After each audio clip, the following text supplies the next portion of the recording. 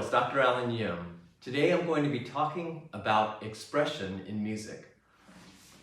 So expression encompasses four basic ideas: dynamics, accents, articulation, and phrasing.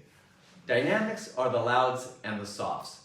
In music we use Italian terms: pianissimo, piano, mezzo forte, forte, and fortissimo. Pianissimo means very soft, piano soft, mezzo piano medium soft, mezzo forte medium loud, forte loud, and fortissimo very loud. So you can see the abbreviations here, P, P, P, and let's say them together. So you can say them in the dynamic that they mean. Pianissimo, piano, mezzo forte, forte, and fortissimo. One of the interesting things that I really like about Italian is that when you have a double consonant, you have to pronounce it on both sides, like fortissimo. So it's like two S's put together. Makes it a kind of a fun language. So here are two types of dynamic markings: crescendo and diminuendo. I didn't write out all of crescendo, but this is the abbreviation that you usually see in the music. Crescendo means to gradually get louder, and diminuendo, as you can imagine, means to gradually get softer. The next thing is accents. Accents, we have 5 different types. Here there are more than just 5 different types, but they are, so, and just kind of like an emphasis, make it a little bit louder. So that would be a pretty big accent on the piano. The second one, sometimes that's interpreted as a hammered, kind of shorter type of accent. And the third one, the tenuto, the line, that one is holding it for a full value. So sometimes on a tenuto, you might actually hold the note even longer than it's supposed to be held. The last two, sforzando and forte piano, well, sforzando, it's very similar to these two. You kind of play it louder, suddenly. The forte piano on the piano is actually quite challenging to play. Interestingly enough, forte piano is the name of this instrument. It's a pianoforte, shortened to piano, because it was able to play soft and loud. It was very different from the harpsichord, which only had one dynamic, and we'll look at the harpsichord a little bit later. But you could not play loud and soft easily on a harpsichord, but the piano, as you know, so you can play loudly and softly on the piano, but how do you play a forte piano, which is a loud sound followed by a soft sound? So if I were to say a word, forte piano, maybe like the word forte, I would say forte, forte. I would suddenly get soft, and on the piano this is super hard to do. So there is a way you can do it on the piano.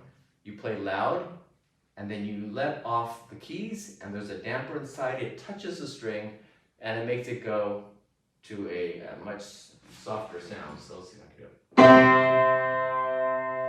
So that's a forte piano on the piano. You don't do that too often because it's a little bit awkward.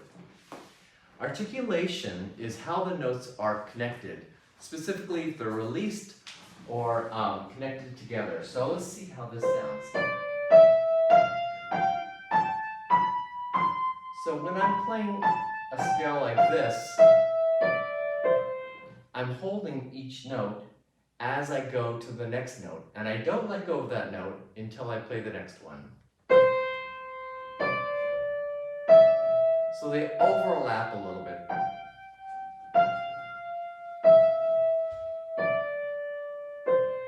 And you could try this out on your own keyboard. Try to play connected. This is legato, and it's marked by a curved line, which we call a slur.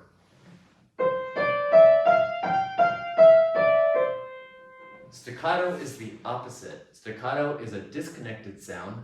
There's space in between each note, and it's indicated by a dot either above the note directly or below directly.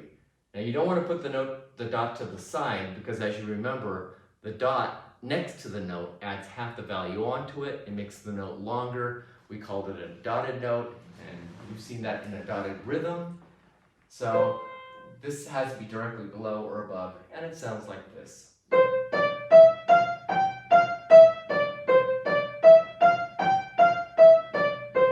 We can make it a lot shorter if we wanted to. Well, or we can make it a little bit. So there's all varying degrees of short and long in terms of staccato and legato. Okay, the last term I have here is called phrasing. Phrasing looks very much like legato, and it's almost the same thing in some ways, but it has a different meaning. Oftentimes when you see a marking like this over several notes, you play it smoothly. But really what this means in a phrase, it means that it's one musical idea. Sort of like one sentence, one connected phrase in the music, in the melody. So it is possible to have staccato underneath a phrase marking, but of course you couldn't have staccato under legato because that wouldn't make any sense. You can't play connected and separate at the same time. Phrase markings and slurs also can be confused with the tie. The tie connects two of the same note, and the purpose of the tie is to make this note longer. We don't play this one, we just add the value of this one on to hold this one a little bit longer. So if you see a curved line that looks like a slur between two of the same notes, it's probably a tie, not a slur. And if you see this curved line over several different notes, that's either a legato marking or a phrase marking. And we're going to take a look at this right now in the music. Okay, so let's take a look at this little piece of Chopin that I just played. Some of the things that are on the score you should recognize. So first of all, the tempo of this is allegro appassionato. This is a piece of romanticism, so you would expect it to be passionate and full of feeling, which it is. It's also in 3/4. So a Polonaise is a sort of a processional type of, it's not exactly a dance, but it's a procession of nobility. So typically this music sounds kind of regal, and you can hear various sections that sound very heroic oftentimes. This was written by Frédéric Chopin. Of course, Frédéric Chopin was one of the most important composers, if not the most important composer of the Romantic era. It's Opus 26, and you can see number 1, so Opus 26, 26th published work. All right, there are a lot of dynamic markings in the score, and from what you just saw, you might recognize several of them. So first of all, 2 Fs. It begins very loud, and my piano, it pretty much only plays loud because the hammers are really hard and need to be worked on. But I'm holding the camera so I can only play my left hand.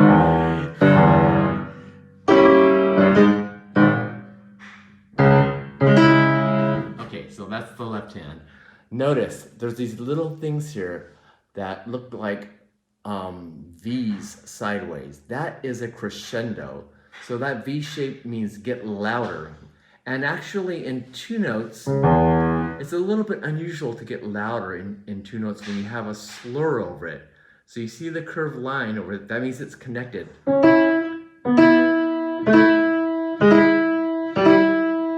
Okay, so that's the opening in the right hand.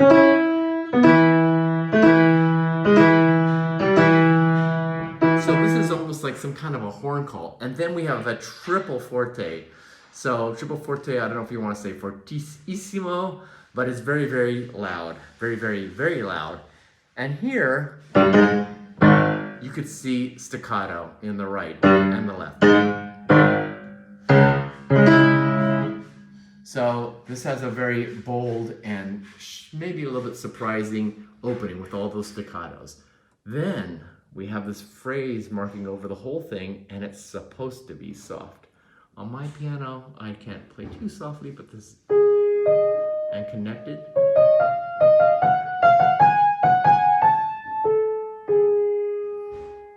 And notice here, So notice, this is something that I mentioned. You have staccato, but a slur over it. So this is a phrase marking. It means these notes go together. And then a tenuto, which means hold. Okay, so you just hold. And then in the left hand, notice. So there's almost like this bell that comes out of this. So there's an accent there. And you could decide how much you want to emphasize that G sharp there with a little accent mark. Okay, there's some more notes here. Right here, this is a 2-note slur. So you have 2 notes and there's a little slur over it. So this thing here. Almost always when you have a 2-note slur, the first note is louder. This is such a common figure in music that musicians will recognize 2-note slurs as something that they always play, like a little sigh almost. It just has that kind of feel to it. Okay, poco ritenuto.